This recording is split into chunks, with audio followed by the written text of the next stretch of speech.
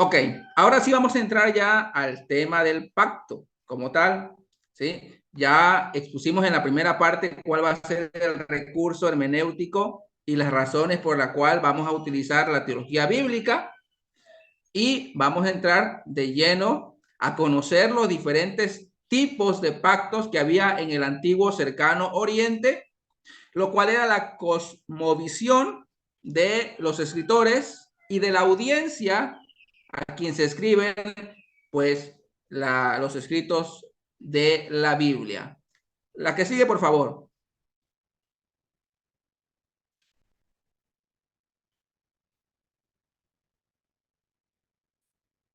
Bueno, de todo lo que hemos visto hasta ahora, si de esta clase se les olvida todo, que esta palabrita no se les olvide. Berit. Fíjense bien, Berit. En el vocabulario del Antiguo Testamento. Recuerden que el Antiguo Testamento se escribe en hebreo con algunas pequeñas porciones en arameo, pero en su mayoría en hebreo. Esta palabrita Berit en hebreo es el equivalente nuestro en español a alianza o a pacto. Por acá tengo dos citas para hablar acerca de esta palabrita. Una de Desmond y Baker y la otra de Tellería. No se puede negar que la alianza es un motivo teológico principal en el conjunto del Pentateuco. Esto es importante, ¿sí? El conjunto del Pentateuco. Nosotros debemos entender esto, ¿sí? Que desde Génesis hasta Deuteronomio es un compendio literario, es un solo compendio literario. No puedo agarrar Génesis y separarlo de Éxodo, y Éxodo separarlo de Levítico o de Deuteronomio, porque todo es como una pequeña biblioteca que intencionalmente forma un conjunto, un compendio. En este caso dice, no se puede negar que la alianza, es decir, que el pacto es un motivo teológico principal en el conjunto del Pentateuco. Si hay un tema principal en el Pentateuco, desde Génesis hasta Deuteronomio, nos dicen Desmond y Baker, ese tema principal va a ser el pacto. El término en sí, Berit, se encuentra en Pentateuco y se usa para describir alianzas tanto entre personas como entre Dios y los seres humanos. Esto es importante. El concepto de alianza, el concepto de hacer un pacto, ya existe en la cosmovisión y en la audiencia de los escritos bíblicos. Pero existe esta doble vertiente. Se hacía pacto entre personas, pero también entre personas y una deidad. Esto va a ser muy importante. En todo el Antiguo Testamento, de acuerdo con J.M. Tellería, se hace uso del término Berit en 285 veces. La noción que traducimos como pacto o alianza en nuestras versiones habituales de la Biblia viene referida 285 veces en los textos veterotestamentarios por medio de la palabra hebrea Berit. Importante.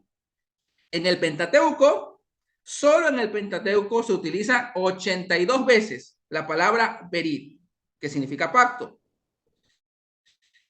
Y en todo el Antiguo Testamento, ¿sí? En la ley, los profetas y los escritos, se utiliza 285 veces. Van a hacer una relectura de la ley, es decir, de la Torá. Es importante entender esto, que en el Pentateuco se utilizan 82 veces y en todo el Antiguo Testamento 285 veces esta palabra, este concepto. Es decir, que es importante. Esta palabra es muy importante. Berit. La que sigue, por favor.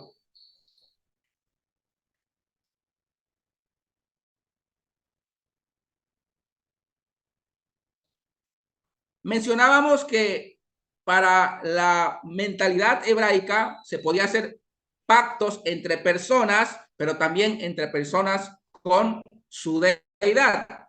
La palabra pacto, tanto cultural como teológicamente, es para los escritores originales un concepto importante que no podemos pasar por alto. Ropero nos dice lo siguiente: hacer alianzas, pactos y tratados era algo cotidiano entre los hebreos más allá de la esfera religiosa.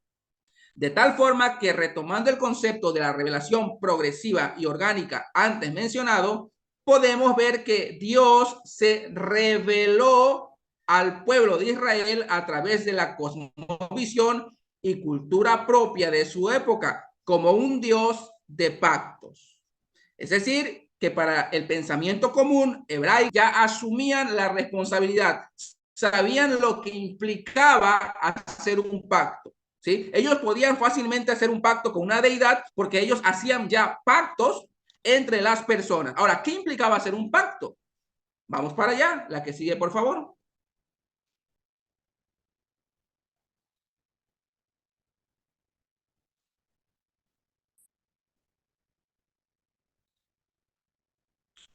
Esto va a ser muy importante. En el contexto del antiguo Oriente Próximo, estas alianzas generalmente eran sancionadas por uno o varios dioses y por tanto la idea de alianza estaba estrechamente relacionada con la religión. Y aquí vamos a darnos cuenta de algo. El pacto no es como nosotros decimos, a ver, prométeme tal cosa. Y tú le dices, te prometo que mañana voy a llegar a tu casa. Y al día siguiente te levantas y dices, no, pues no tengo ganas de ir, inventas cualquier cosa y no vas. Pero en la mentalidad hebraica, hacer un pacto implicaba ser sancionado si no se cumplía lo que se había prometido. Esto es importante porque cuando se hacía un pacto con una deidad, se quedaba a merced de lo que el Dios quisiera hacer. Es decir, se tenía la mentalidad de que Dios castigaba a aquellos que infringían el pacto que habían establecido con dicha deidad. Esto va a ser muy importante porque esto lo vamos a encontrar muy latente en la Biblia. La que sigue, por favor.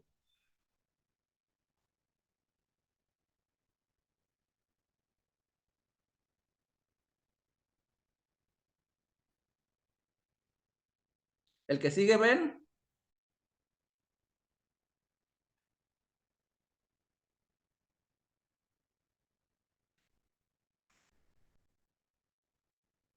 Muy bien. Por aquí no se me espanten. Este sí, toda la lámina está saturada. Pero vamos a ver la etimología de esta palabrita berit. Y por acá tengo una cita de Desmond y Baker. Es importante. ¿Qué entendían ellos el hacer un pacto? Para ellos, ¿qué implicaba hacer un pacto? Fíjense, el término hebreo berit se traduce como alianza, pacto, aunque algunas veces se vierte como promesa, compromiso, obligación, acuerdo, contrato o tratado. Su etimología es incierta. Entre las sugerencias que se aceptan de manera más general se encuentran las siguientes, y aquí hay tres posibles referencias de esta palabra. Número uno, de la raíz verbal BRH, que significa ver o decidir.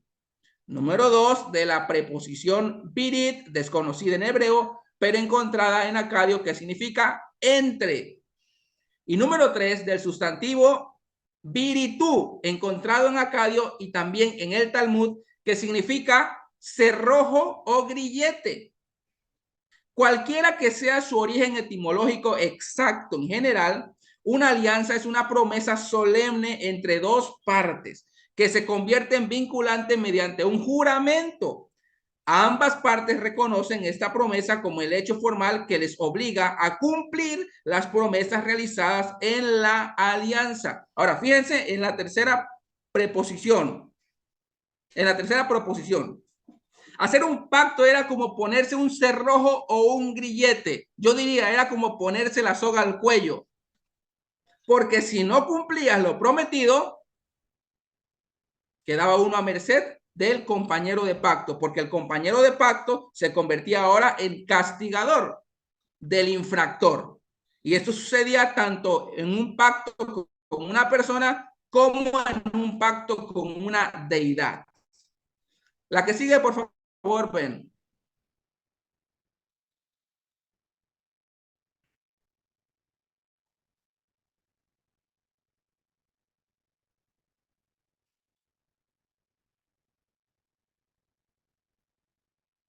De esta palabra, y ahora tengo una cita de Gentry y Wellon y de Tellería. En la rama de la familia semítica a la que pertenece el hebreo, Berit está atestiguada como palabra prestada de textos egipcios desde el año 1300 a.C. Esto indica que el uso de la palabra ya estaba establecido mucho antes de ese momento. Los escritores de la Biblia y la audiencia a quien se escribe conocen muy bien lo que implica hacer un pacto. Algunos amigos de las etimologías semíticas señalan, no obstante, otra explicación para el término berit, remontándose al verbo acadio barú, ojo, que significa atar, del que se deriva el sustantivo virtud, el nombre acadio de lazo, e incluso la preposición virit, que significa en este idioma mesopotámico entre. En este sentido, el pacto se entendería como un vínculo irrompible entre dos partes contractantes antes enemistadas, cuya consecuencia directa es lo que en hebreo se llama shalom, habitualmente traducido en nuestro idioma por paz y que describe la relación.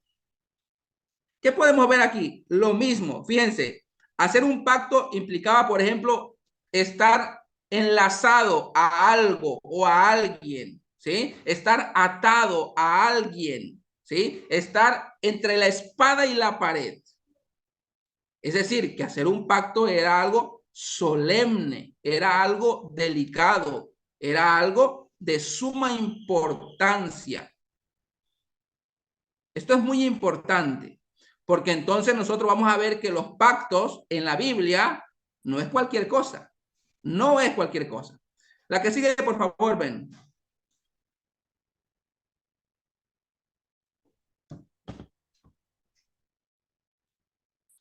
Igual, no se me expanden por acá porque está muy grande aquí la lámina. Desmond y Baker nos van a decir lo siguiente, fíjense. En el Antiguo Testamento están representadas dos formas de alianza arraigadas en la cultura del Antiguo Oriente Próximo o Antiguo Cercano Oriente, que es lo mismo. Número uno, la alianza de concesión real, conocida por las fuentes asirias, babilonias e hititas, se ha utilizado para identificar la forma e interpretación de las alianzas abrahámica y davídica. La función de la concesión real era la de otorgarle tierras o una casa a un vasallo leal por su fidelidad y servicio extremadamente útil en el pasado. Como tal, la concesión real era una recompensa. Número dos, el segundo tipo de alianza que hallamos en el Antiguo Testamento sigue muy de cerca los tratados de vasallaje, conocido por primera vez a partir de los tratados hititas que datan de la edad de bronce. Este tipo de alianza está presente también en diversos periodos posteriores. Este uso tan amplio significa que si bien la forma resulta útil para comprender la función del material bíblico, no lo es tanto a la hora de fechar los pactos de este tipo. El tratado de vasallaje se relaciona íntimamente con la alianza mosaica y por lo tanto con el decálogo.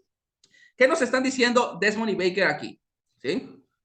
Que hay dos tipos importantes o expresiones de pacto en el antiguo cercano oriente, ¿sí? La alianza de concesión real y los tratados de vasallaje.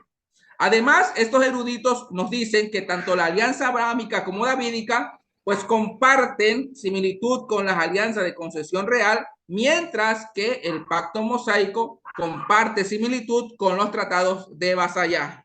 Por ahora, basta decir que con esto es más que suficiente. Cuando analicemos por separado el pacto abrahámico, el pacto davídico, el pacto mosaico, vamos a entrar mucho en detalle para conocer la naturaleza del pacto, las características de cada uno de estos pactos. Por ahora, ya podemos ver que no todos los pactos en la Biblia son iguales.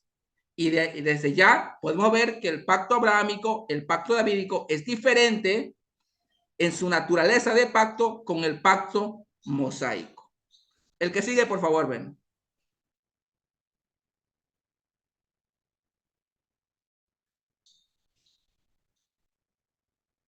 Los escritores de la Biblia fueron hijos de su época. En eso estamos todos de acuerdo. Fíjense lo que dice por acá Tellería. Lo cierto es que los hallazgos documentales del Medio Oriente Antiguo, en particular los referentes a los pactos de Estado hititas de los siglos XIV y XIII antes de Cristo, en los que por regla general un gran rey impone una alianza a sus vasallos, es decir, enemigos vencidos en la mayoría de los casos, reflejan un gran parecido con lo que encontramos en los pactos del Antiguo Testamento. Es decir, que la forma, esto es importantísimo, la forma de redacción de estos últimos seguía el patrón cultural común de una época concreta. Esto es importantísimo. Si nosotros desconocemos cómo funcionaban estos pactos, pues cuando llegamos a la Biblia, pues no podemos ver cómo se relaciona o cuáles son las diferencias entre este pacto y el otro, entre uno u otro. El que sigue, por favor.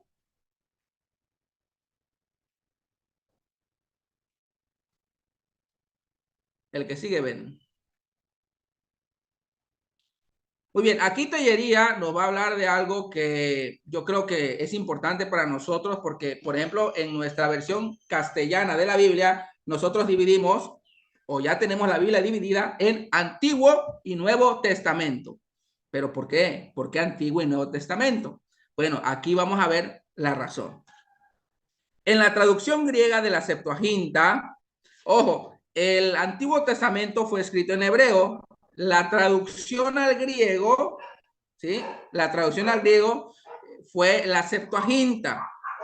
Entonces, en la Septuaginta, los traductores tenían que buscar un equivalente de Berit en hebreo al griego. Entonces tenían dos opciones, diateque y sunteque. Entonces ellos deciden utilizar diateque, que significa pacto, pero también significa testamento, en lugar de sunteque.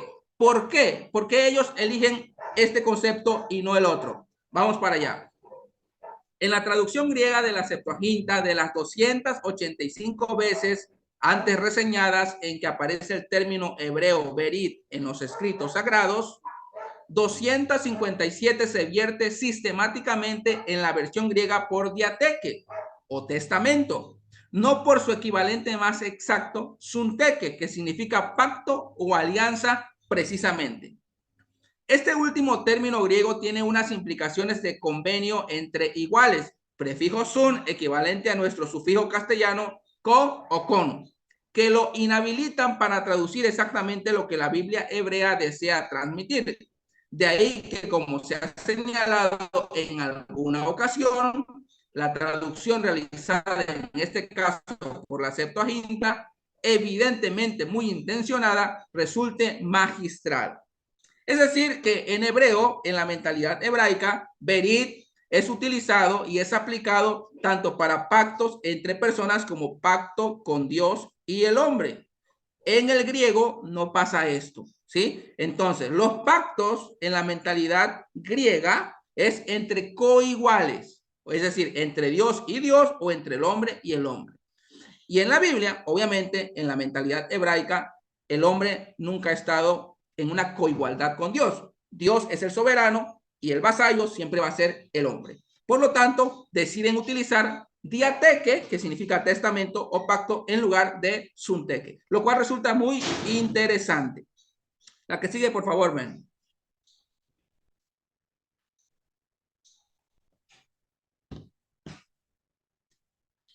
Pasamos de Berit a Karat Berit. Esto es muy importante, porque Karat Berit significa cortar un pacto, lo que para nosotros sería hacer un pacto. Hacer un pacto en la mentalidad hebrea es cortar un pacto. ¿Pero por qué? Bueno, vamos a ver lo que implicaba hacer un pacto. Para ello voy a leer una cita de Ropero. Berit se traduce como alianza, como aliados o como confederados. La raíz de este término es cortar, que hace referencia a la costumbre de cortar o dividir los animales en dos partes, pasando después entre ellas los contratantes para ratificar un pacto, de donde procede la expresión cortar un pacto o cortar una alianza, es decir, karat perit. Otros eruditos dicen que la raíz significa comer, porque entre los orientales sentarse a comer equivalía tanto como a concertar un pacto de amistad. Por lo tanto, la expresión karat berit, que literalmente significa cortar un pacto, se usa para indicar el inicio de un pacto o una alianza entre dos partes. Vamos para allá. Cortar un pacto implicaba dividir los animales a la mitad y las dos personas que van a hacer un pacto iban a caminar en medio de los animales partidos. ¿Sí? Esta va a ser la ratificación del pacto. Es a través de esta acción que ellos se comprometen a cumplir lo que están pactando.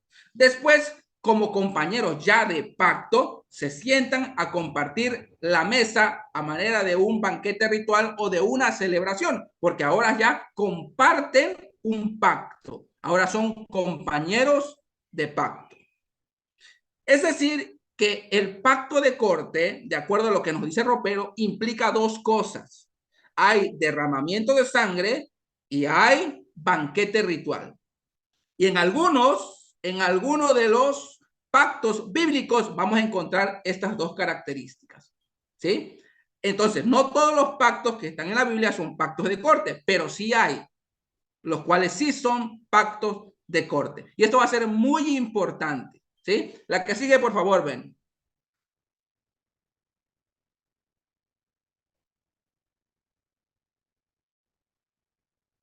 Ahora, al hablar del banquete ritual que acompaña al pacto de corte, tenemos lo siguiente. ¿Sí? Aquí tengo dos citas de Tellería. La palabra hebrea berit, cuyo origen, según indican algunos especialistas, sería el verbo bará o comer, en la idea de que el establecimiento de las alianzas antiguas implicaba siempre una comida o un banquete ritual. De ahí que la expresión hacer o establecer un pacto tenga en lengua hebrea la forma consagrada karat berit, literalmente cortar un pacto. Dice Tellería, cliché lingüístico que conlleva una clara alusión al hecho, número uno, de abrir en canal los animales que habían de servir para aquella especial celebración, banquete ritual, y número dos, que servían para el ritual consistente en caminar entre las dos partes como señal de ratificación y aceptación de lo pactado. Importante, el pacto de corte implicaba dividir los animales, pasar en medio de ellos y de esta forma ratificar el pacto. Después, una celebración, un banquete ritual entre los dos compañeros, ahora compañeros de pacto. Lo que viene a continuación, la que sigue, ven, lo que viene a continuación es importante porque qué implicaba en la mentalidad hebraica hacer un pacto de corte? ¿Qué implicaba? La que sigue, por favor, ven. Karat Berit, como expresión de hacer un pacto, era una declaración de automaldición. Fíjense bien. Acá la cita de Gentry y Wellon nos dice lo siguiente.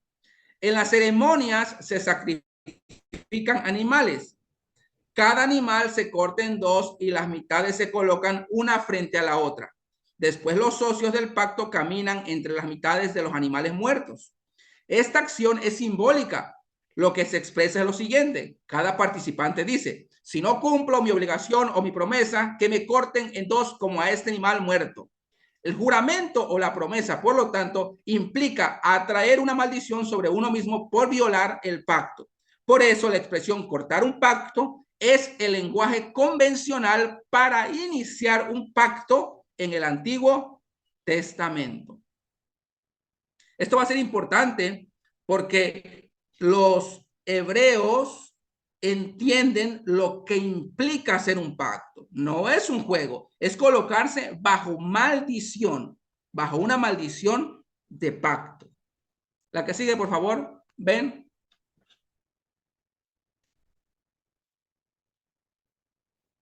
Bueno, ya vamos llegando a la conclusión de la segunda parte y quiero terminar con esto, una cita de Gentry y Whelan. La expresión cortar un pacto implicaba inherentemente una maldición a la violación de dicho pacto. Es de notar que hacer un pacto de corte, es decir, karat berit, en el pensamiento hebreo, era algo muy serio y nosotros, como exégetas responsables, también debemos tomar el tema de los pactos muy en serio. Sobre todo si entendemos que, dice Gentry y Whelan, los pactos bíblicos sirven como una forma propia de la Biblia de desplegar, divulgar y revelar el único plan eterno de redención de Dios. Bueno, pasamos entonces ahora a las preguntas de esta segunda parte. Espero se haya entendido. La pregunta es, ¿cuál es la importancia de conocer los diferentes pactos del antiguo cercano oriente? Y finalmente, ¿por qué Dios es un Dios de pactos?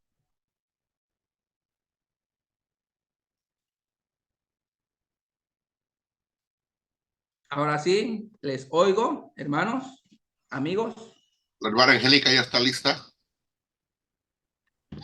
Sí, estaba pensando que la importancia de entender eh, el significado desde la palabra pacto según la cultura hebrea, porque hoy como que se juega mucho con esta palabra de hacer pactos en el Evangelio de la Prosperidad.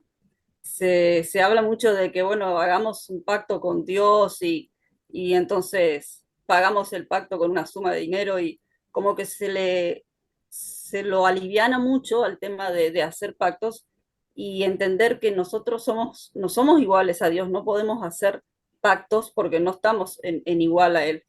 Me parece que es muy importante eso. Y otra cosa que había leído por ahí, no sé si ustedes llegaron a ver, eh, hay como antiguamente se veía lo que se le llamaba el pacto del umbral. Yo no sé si es verdad o es solamente un mito, donde justamente se hacía una ceremonia con una cena y eh, la persona que era invitada para, para llevar a cabo entrar en pacto con la persona que mataba el cordero.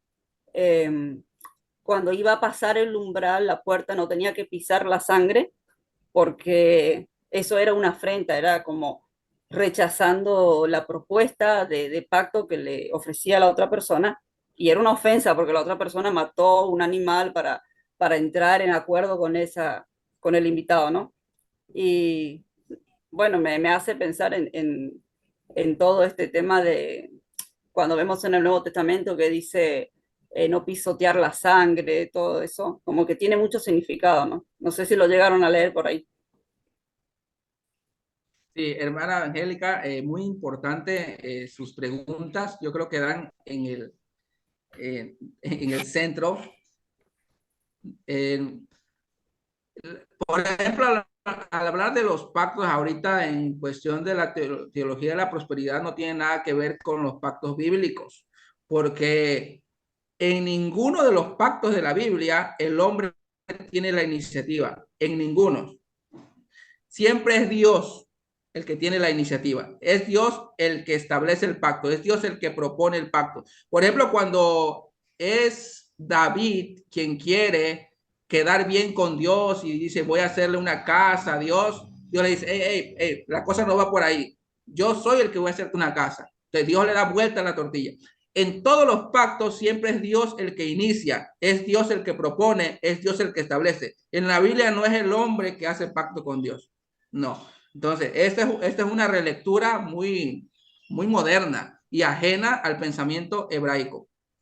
En relación a el pacto del umbral, pues yo desconozco, ahí no sé mi hermano Benjamín si conoce algo al respecto. En este caso sí me agarró totalmente desprevenido, hermana Angélica. No había yo escuchado eso del pacto del umbral, así Está que por, voy a investigarlo. está por internet, hay todo un artículo sobre eso. Es linda la figura, como para hacer una interpretación. ¿No? Pero le prometo que lo voy a investigar. Richard tiene levantada Muy la bien. mano y después el hermano que está aquí que dice iPhone, pero sigue después él. Adelante, Richard. Saludos y buena exposición, Amos, y te debo 20 pesos por compartir tanta bibliografía de Clint.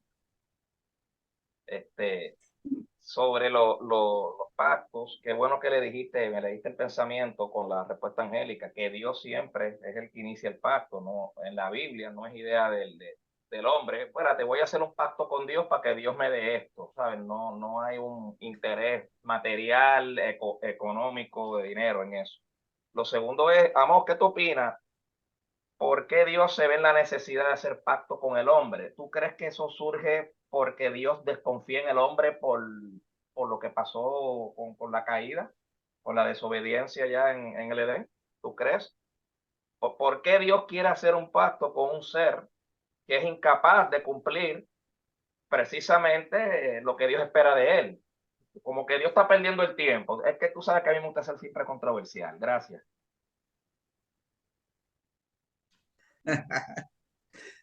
Bueno, yo creo que la respuesta va en la misma sintonía de la respuesta que dio el hermano Benjamín hace un momento.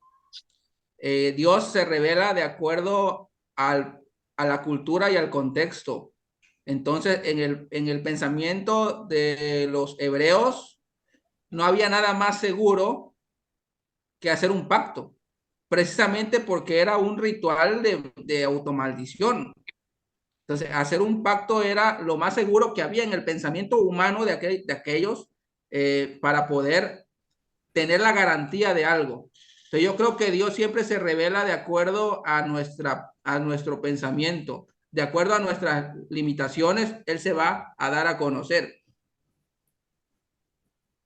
Pero no, no sé si te respondí. En parte, pero quizás a través, cuando tú estés dando el curso, quizás la respuesta no es más clara. Yo lo que quiero saber es por qué Dios tiene la necesidad de hacer pacto con una creación que él mismo hizo, que es incapaz de obedecerle. Entonces, o sea, ¿por qué yo quiero hacer un contrato con Amos Acosta si yo sé que Amos Acosta no me va a cumplir? Claro, no estoy aludiendo a la omnisciencia de Dios, y Dios todo lo sabe, no estoy aludiendo a eso. Pero ¿por qué yo voy a hacer un pacto con una figura inferior a mí? O sea, ¿por qué yo le pongo una expectativa? Claro, yo en lo personal pienso que Dios no le va a proponer a alguien algo que no pueda cumplir, ¿sabes? Para decirle, viste, yo soy Dios y tú no puedes. No creo que sea esa la respuesta, pero eso soy yo acá dándole cabeza al tema. Quizás no tenga respuesta definitiva a lo que estoy preguntando tampoco. Podría ser No, como está una muy forma de interesante. lenguaje, ¿Perdón? que podría ser como una forma de lenguaje que Dios utiliza hablándole al ser humano de la manera que ellos lo van a entender. Claro, claro. Si Porque me en el permiten un caso comentario. de Abraham, Abraham no le pide a Dios hacer un pacto, sale del mismo Dios hacerlo. Dios lo hace todo. Es más, Abraham se queda dormido en ese pasaje. Mientras Dios está pasando en la oscuridad, en medio de esos dos animales partidos. Igual con Noé. Noé no tiene la menor idea de que puede caer lluvia del cielo. Dios le dice construye un arca y él no lo cuestiona. Entonces, con Noé, ¿sabes? Con estos primeros patriarcas yo veo que sí ellos tenían esa capacidad de obedecer a Dios, pero más adelante no. No sé, pero sigamos con Si la me, próxima permi- pregunta. Yo soy complicado. si me permiten un comentario. Adelante, Ben. Es muy interesante tu pregunta y mi respuesta sería de que cuando vemos que Dios se manifiesta como Dios de pactos a lo largo de la Biblia, es importante notar que de antemano Amós ha mencionado que hay dos tipos básicos de pacto en la Biblia. Uno es el de concesión real y el otro es el de vasallaje. Y entonces tenemos que saber cuál es la básica diferencia entre los dos para poder saber y tener una mejor idea de por qué Dios hace pactos y por qué hace pactos diferentes con diferentes entidades. Interesante es que cuando habla de la concesión real, más adelante vamos a ver que en la concesión real se trata de como un rey hace una concesión a su hijo, ¿verdad? O sea, la figura de un rey dándole un regalo a su hijo, ¿verdad? Es la figura, en este caso, de un soberano dándole el regalo a su hijo. Es como que estuviese en una corte de un rey donde tiene un hijo y su hijo primogénito recibe el especial trato de un padre, ¿verdad? Entonces, vemos cómo Dios utiliza esas figuras, la figura de que Él es un padre y aquellos con los cuales hace su pacto reciben la figura de ser el hijo en este caso, ¿verdad? En este caso sería Dios como padre y el hijo sería, pues primeramente Noé. Lo trata como si fuera su hijo, ¿verdad? Luego Abraham y así sucesivamente cuando hablamos de los individuos como David. De hecho, a David le dice que es su hijo, ¿verdad? Y luego habla de Salomón en cuanto a la descendencia también como su hijo. Pero hay dos cosas que son interesantes que nos quiere mostrar a Dios al hacer los pactos. No los hace porque Él tenga necesidad de hacer un pacto, lo hace porque nosotros tenemos la necesidad, no Él. Sí, sí. Nosotros como seres Me gusta tu humanos respuesta. Sí. tenemos esa necesidad. Tenemos la necesidad de que el Dios que se está autorrevelando nos autorrevele qué significa ser un padre para un hijo y cómo funciona ese amor de un padre hacia su hijo. Entonces, en esa demostración viene la demostración de dos cosas. Su fidelidad, o sea que aunque el hijo falle y peque y fracase, de todas maneras el padre siempre sigue siendo su padre y le sigue mostrando amor, ¿verdad? Es fiel hacia su hijo. Y segundo, pues la muestra de ese amor y de su misericordia es constante. Eso es lo que implica la concesión real. Ahora, le hace también el pacto al pueblo de Israel, que ese es un pacto de vasallaje, muy diferente al anterior, en donde el punto no es mostrarle ni su fidelidad, ni su amor, ni la figura de padre e hijo, como soberano y su hijo como rey, sino que acá sí vemos la necesidad que el pueblo tiene de que sea remarcada su naturaleza pecaminosa. Eso lo vamos a ver aún hasta más después en el Nuevo Testamento, a través de la revelación progresiva, cuando el mismo apóstol Pablo, por ejemplo, nos dice que la ley vino para que incrementara el pecado. La ley fue dada para que el pecado viniera a darle conciencia al pueblo de su pecaminosidad. Entonces, la necesidad la tenía el pueblo. El pueblo era pecador. El punto es, el pecador se da cuenta de qué tan pecador es. Solamente se da cuenta cuando en sobremanera se le muestra su pecaminosidad. Y esa es una necesidad que el mismo pecador tiene. No el Dios que lo hace, sino el pecador que lo recibe. Entonces necesita cobrar conciencia de su pecaminosidad para que se dé cuenta que necesita un Salvador, ¿verdad? Entonces, tiene diferentes propósitos, pero es muy interesante tu pregunta. Sí, sí, y ver que con Adán no se hizo en cierta manera, digo, a mi entender, quizás Amo me corría después, no veo pacto con Adán, pero sí veo que esos primeros pactos fueron con los individuos y lo que tú mencionas, ya Israel ya es un pacto con un colectivo, un grupo de personas. Gracias a ambos, muy interesante el curso, me gusta mucho. Oye, Richard, Sí. la clase que viene vamos a ver precisamente si hay o no un pacto en la creación, ¿sí? Ahora, respondiendo a tu pregunta, yo creo que desde nuestra cosmovisión occidental, moderna o postmoderna, Dios no necesita hacer un pacto con nadie, ¿sí? Simple y sencillamente Dios perdona los pecados y no había ni siquiera necesidad de que bajara el Hijo y que fuera crucificado. Pero eso implica que desconocemos el peso que tenía el hacer un pacto en el antiguo cercano oriente, que fue en el tiempo en el que Dios se está revelando, o como dice John Walton, se está dando a conocer al hombre. Entonces, para el hombre, siempre lo más seguro de una garantía entre ellos como pueblo y su deidad era un pacto. Y en todos los pactos, el propósito de Dios es dignificar al hombre. Siempre el pacto dignifica al hombre, ¿sí? El detalle es que de pacto a pacto hay diferencias, ¿de acuerdo?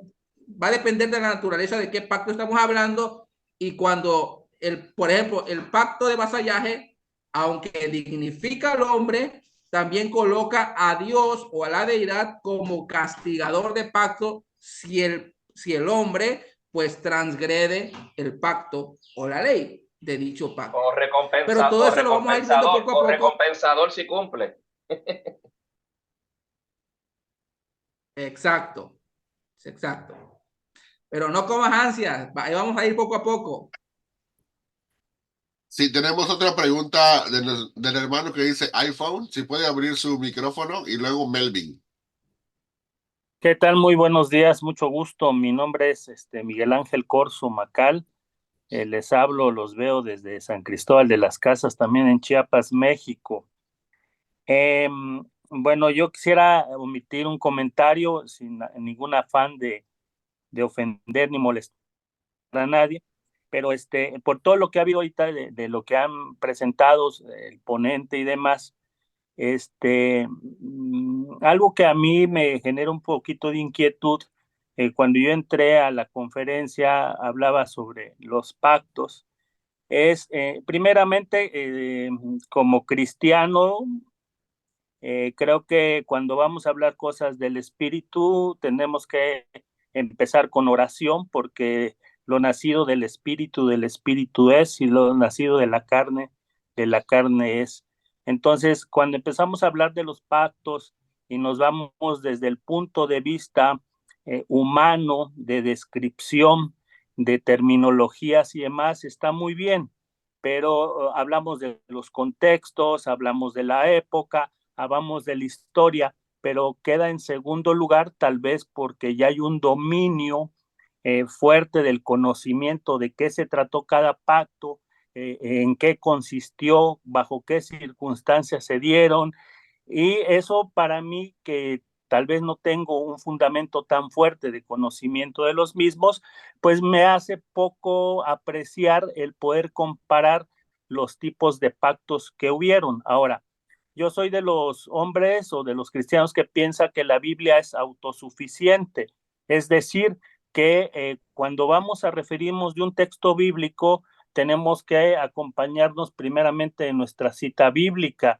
y de ahí podemos empezar a generar todo lo demás. Lo comento con todo el respeto, pero en el caminar me he visto que cuando muchas interpretaciones quedan al margen de la palabra de Dios, pues empiezan a sacarse teorías o pensamientos humanos y se empieza a diversificar, y de ahí tantas creencias. Pido una disculpa si me pregunta por mi ignorancia, no es puntual, pero creo que sí, a mí me da mucho celo que no se cite bíblicamente algo y antepongamos autores humanos antes que alguno de los profetas o de los mismos apóstoles. Gracias y disculpe. Muchas gracias, hermano. Apreciamos su comentario. En el transcurso de las clases que vienen, vamos a tener la oportunidad de interactuar mucho con la Biblia. Esta clase es introductoria y solamente pretendía dos cosas: presentar el instrumento que vamos a utilizar para interpretar la Biblia, que es la teología bíblica, y ponernos al contacto con los tipos de pactos que había en el antiguo Cercano Oriente. Como tal, todavía no estamos entrando en la materia de la Biblia o en la interpretación. Esto es totalmente introductorio. ¿Algo que quieras agregar, hermano Ben? Pues una vez más, agradecerle a nuestro hermano que nos acompaña desde ahí de Chiapas también, y valoramos mucho su comentario. Trataremos de utilizar la escritura de manera consistente, como dijo Amos, conforme vamos avanzando, y agradeceremos también que pueda, porque después de cada clase lo que hacemos es que enviamos una copia de la clase a cada una de las personas que nos acompañan y que recibieron la invitación, aun cuando no hayan entrado a la clase. Enviamos una copia del PDF, en PDF, de lo que es la clase, del PowerPoint, para que cada persona pueda rechecar lo dicho, y en varias de las citas que Amos dio, o de las citas que tomó de diferentes libros, de diferentes teólogos, ahí había citas bíblicas enmarcadas y mencionadas. Así que conforme reciban el PDF, le agradecería a cada uno de los estudiantes que tengan la amabilidad de poder consultar cada una de las citas bíblicas ahí referidas para que puedan también tomar nota de ello, ¿verdad? Ahora bien, yo agradezco que el hermano mencione el hecho de que el Espíritu Santo es importante, porque sí creemos que el Espíritu Santo actúa en cada uno de nosotros. Somos creyentes bíblicos, pero al mismo tiempo quiero mencionar que estamos en un instituto bíblico académico, ¿verdad? No estamos en el ambiente eclesiástico, no es una congregación, no estamos en una iglesia. Y aunque respetamos las costumbres de todas las personas, si algún profesor o algún profesor o profesora quiere utilizar la oración al inicio, con mucho gusto. Si entra de lleno también a la parte académica, también con mucho gusto, porque estamos en un ambiente académico y no requerimos que tengamos que orar al principio o al final, ¿verdad? Esta es una clase académica y no es necesariamente, no estamos en el ambiente de una iglesia, ¿verdad? Aunque quizás todos los que aquí estamos somos creyentes. Podría ser que algún día entre alguien que no es creyente y entonces estaríamos todos en el ámbito académico de respetarnos siempre unos a otros. Pero apreciamos ese comentario y es necesario poder dar la explicación, ¿verdad? Gracias, mi hermano, el que nos dijo su opinión, porque también la valoramos y confiamos en que pueda seguir estando con nosotros en las siguientes ponencias, en las siguientes clases, a partir de aquí a 15 días. Hermano Richard, ¿tienes algún comentario nuevo? O Melvin, me parece, también tiene la mano levantada. Perdón, voy a bajar la mano, es que se me olvida, disculpa. Ok. Sí, profesor. Sí, profesor, yo tenía una pregunta, bueno, un poquito escueta, concisa y precisa. Mi hermano, bueno, haya sido muy claro cómo eran los pactos, cómo se va del desarrollo de todos los pactos, pero me gustaría preguntar, mi hermano, en el antiguo cercano Oriente, básicamente cómo eran los pactos. Voy a usar dos términos que son actuales. Uno es, el pacto era unilateral o bilateral. Para ponerlos en términos más sencillos, mi hermano, ¿estos pactos eran condicionales o eran, digamos, incondicionales? En pocas palabras, pues tenían los dos que poner de su parte o básicamente solamente era uno que tenía que, hablando precisamente cuando se hacía un pacto con una deidad, solamente era uno que había que cumplir o eran los dos. Eso, mi hermano, espero haya sido concreto. Bendiciones. Muy bien, hermano Melvin, esa es una pregunta muy importante. Solamente les voy a dar un ejemplo y que sirva como aliciente para continuar en estas clases. En Génesis capítulo 15, cuando Dios entra en pacto con Abraham, en Génesis capítulo 15 encontramos un pacto unilateral, incondicional. Pero en Génesis capítulo 17, es decir, 2 capítulos después, encontramos la ratificación de ese mismo pacto, pero ahora se convierte en bilateral y se convierte en condicional. ¿Por qué? Porque se convierte en un pacto de corte. Y entonces Dios ya entrega como un mandato la circuncisión. ¿Sí? Es decir, que los pactos, acuérdense, como les decía, se va dando una revelación progresiva y una revelación orgánica. ¿Sí? Entonces, los pactos a veces van a ser bilaterales y a veces van a ser unilaterales. ¿Sí? Cuando Abraham parte los animales, que es el pacto de corte, solamente es Dios quien hace el pacto consigo mismo. Él tiene una visión, Abraham tiene una visión y es una antorcha que se pasea en medio de los animales. Es decir, ese pacto de automaldición lo hizo Dios consigo mismo, porque Abraham estaba durmiendo.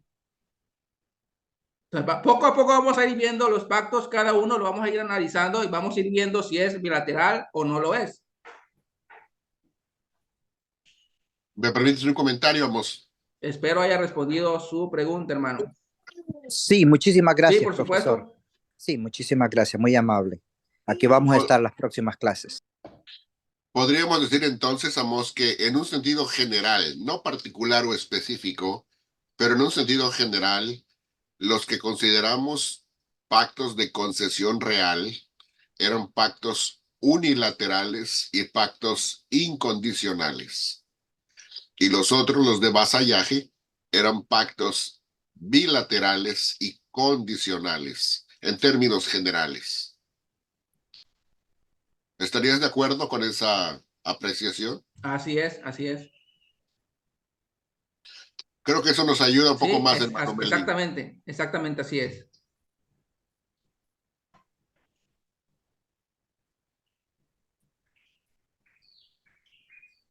¿Alguna otra pregunta o comentario?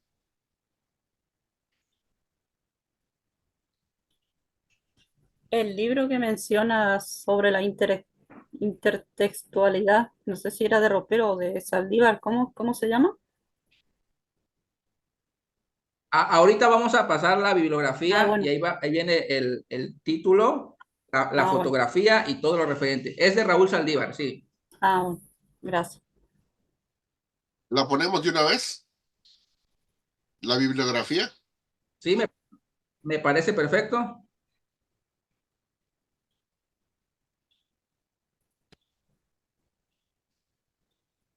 Pues ahí le vas avanzando, ¿no ven? Sí, nada más para que te pueda ver de una forma clara, permítame. Si vas nada más describiendo conforme vas viendo las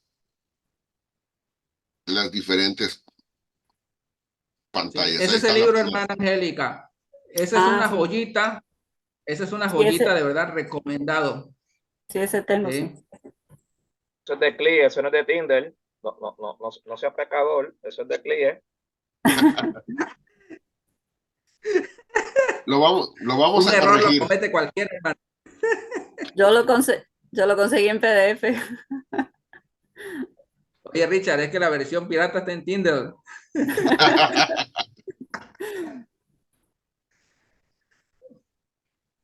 Puedes ir avanzando, hermano, ven. Ese es otro libro muy recomendado de Gentry y Wellum. Excelente libro.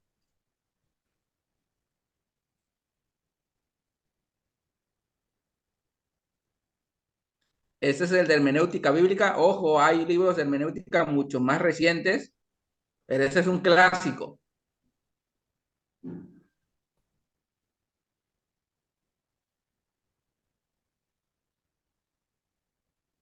Otro libro sumamente recomendado, muy, muy bueno.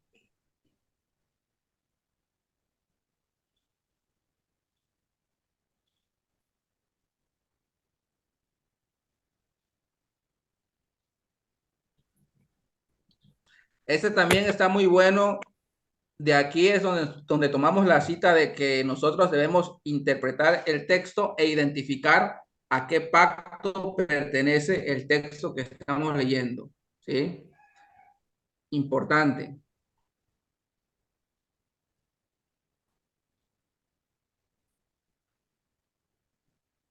Ok, ese también está muy, muy, muy bueno. Panorama del Antiguo Testamento.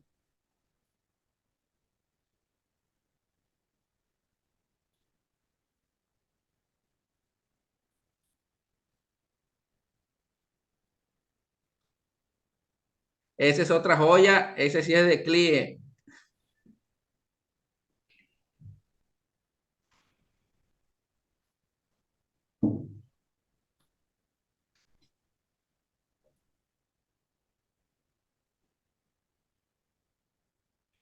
Ese libro está muy bueno. En cuestión de teología bíblica, la segunda parte es muy recomendable. De Muy los mejores. recomendable.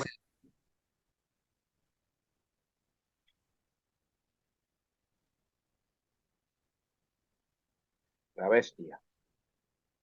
Ahí está el gran diccionario de Alfonso Ropero, también otra joyita.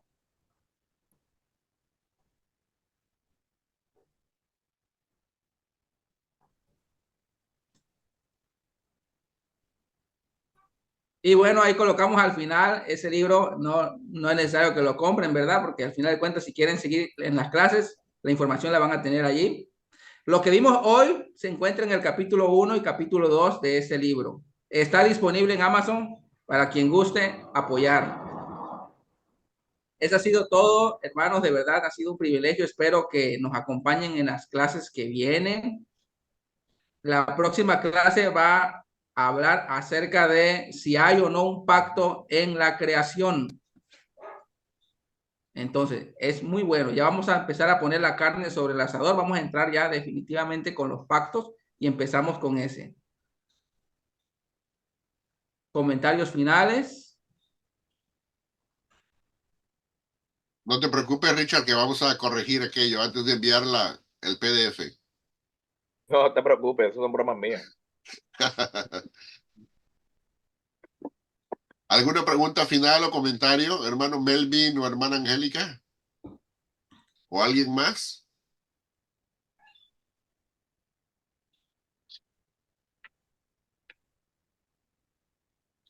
Excelente la clase, muchas gracias. Muchas gracias, Mos. Gracias a ustedes por acompañarnos. Bueno, pues damos muchísimas gracias a nuestro hermano Amós Hidalgo Acosta, que tuvo a bien impartirnos la primera clase. Les esperamos aquí cada 15 días y vamos a estar, pues básicamente desglosando, elaborando sobre el tema de los pactos bíblicos.